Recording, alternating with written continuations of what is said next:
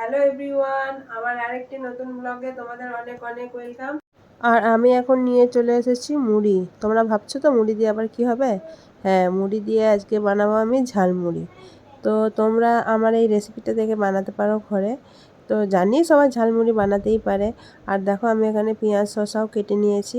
আর পেঁয়াজগুলো না একটু বড় বড়ই কাটা হয়ে গেছে, কারণ পেঁয়াজ কাটতে গিয়ে আজকে আমার অলরেডি হাতটাও কেটে গেছিলো।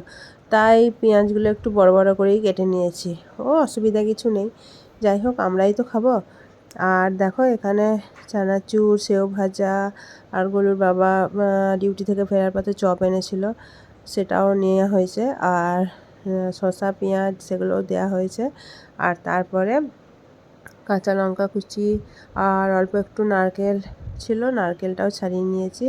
আর আজকে শো স্টপার হচ্ছে চাট মশলা। মুড়িতে একটু চাট মশলা না দিলে কি আর ভালো হয়? দেখো, আর আমরা এখানে আজকে ঝালমুড়ি বানিয়ে নিচ্ছি। অনেক দিন মুড়ি খাওয়া হয় না সন্ধ্যাবেলায়, সেই জন্য আমরা এখানে সন্ধ্যের মেনু হিসেবে মুড়িটাই প্রেফার করে নিয়েছি। আর সেটাই আমি এখন মেখে নিচ্ছি। অনেক দিন ঝালমুড়ি বানানো হয় না, কারণ আমার শ্বশুরবাড়ি থেকে ফেরার পর মনে হয় ঝালমুড়ি খাওয়াই হয় না। আর শ্বশুরবাড়িতে থাকলে তোমার দিদিভাই বা আমরা সবাই মিলে মুড়িটা যখন সবাই খায় আমাদের একটু খেতে ইচ্ছা হয়। আর এখানে একা একা থাকি তো ওই জন্য খেতেও ইচ্ছা হয় না। তো যাই হোক, দেখো আমি এখন মুড়ি বানিয়েও নিয়েছি। তোমাদের কেমন লাগলো জানিও। বাই।